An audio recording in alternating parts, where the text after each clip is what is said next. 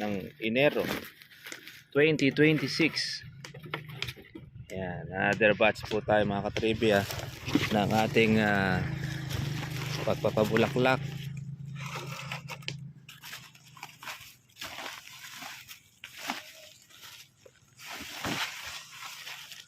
Yan, yung ating ilalagay mga katribya po ay pino para po mabigla na maglabas po ng bulaklak po ang ating kalamansi. Next na lang po natin yung ating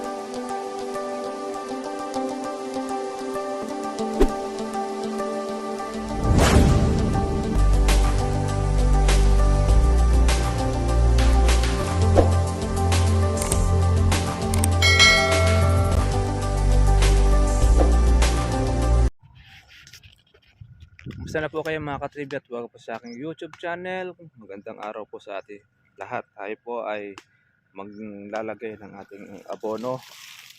Ating unang abono ngayong buwan ng Enero 2026.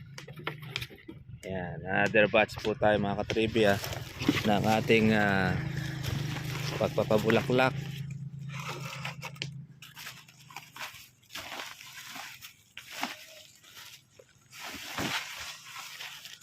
Yung ating ilalagay mga katribya po ay pino para po mabigla na maglabas po ng bulaklak po ang ating kalamansi.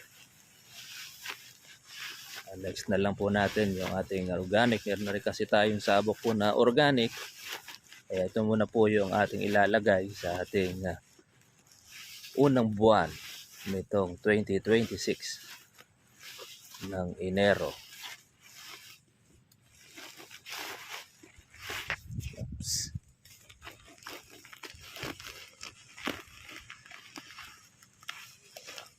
Kaya alagaan tayo uli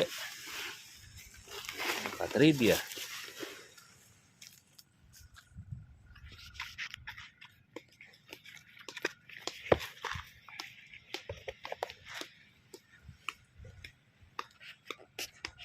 Okay.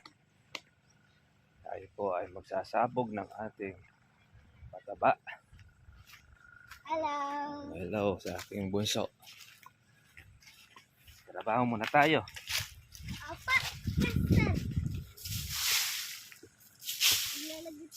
Lahat ng madadaanan ng tubig po yung ating lalagyan. Dain naman yan. Okay na, mami. Taka natin sa bahay. Titesting ko lang. Sorry, magsabog ng pataba.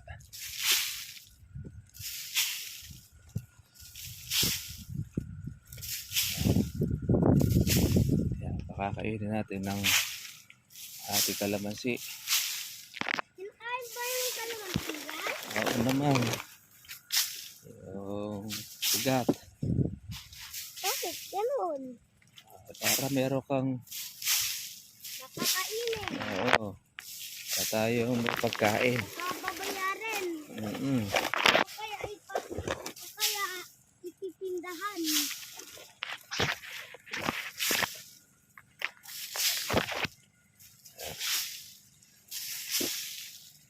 Nakajakit sila ito. Yan. Nakajakit. Papatubig tayo. Uy!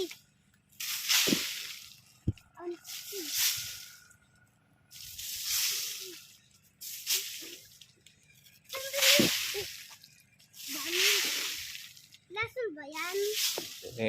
Tukan na sa bahay. Bakit? Sana.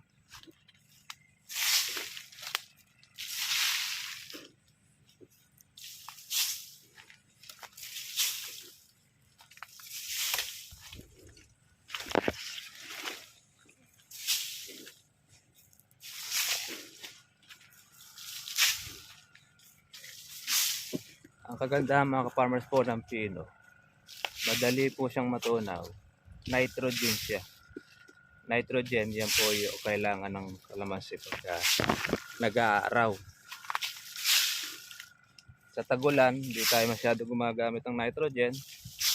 dahil tag-ulan naman. Kaya organic yung ating nilalagay sa kalamansi, yung ating fertilizer.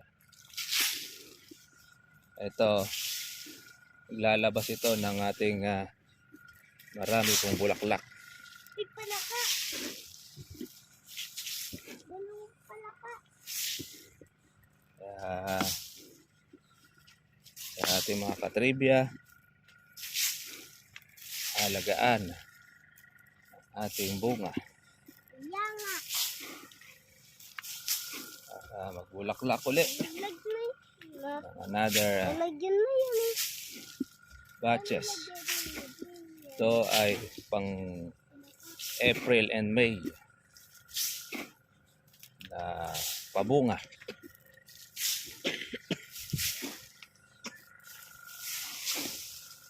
Papa, baka naubos yung pataba mo.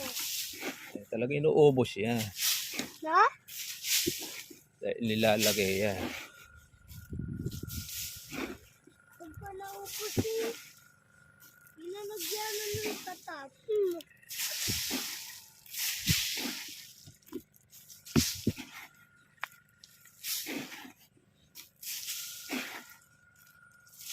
Baka sakali yung ating mga maliliit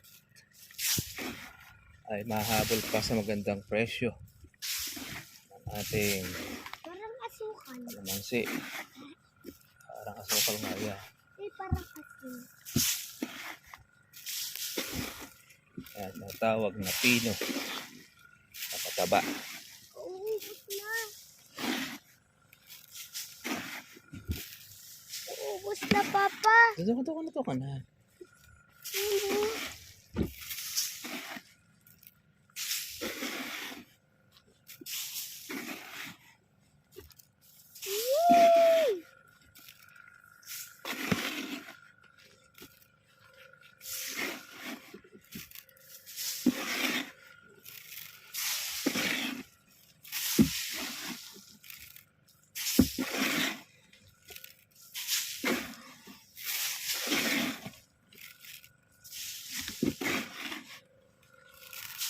Makakain tayo ng ating kalamansi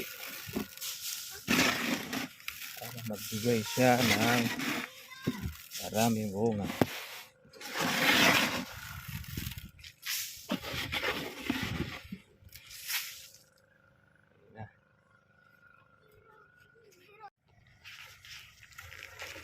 Ayan mga katribya, yung ating sinabo, 5 sako. At bawat puno ay tigkakalahati sila. Pero pa naman po tayo mga katribya kung pabaon ito na organic fertilizer para kontustos na ito sa ating pong bunga, saka doon po sa kanyang bagong ilalabas.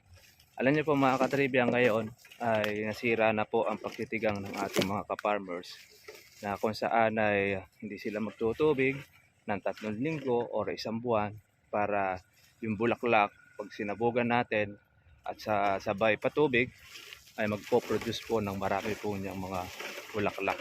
Ngayon, umulan po mga ka-farmers po ng magdamag.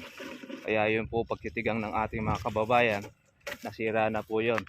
Kaya ginawa po nila, sabog na po sila ngayon ng abono, tsaka ngayon sinabayan po ng pagpapatubig.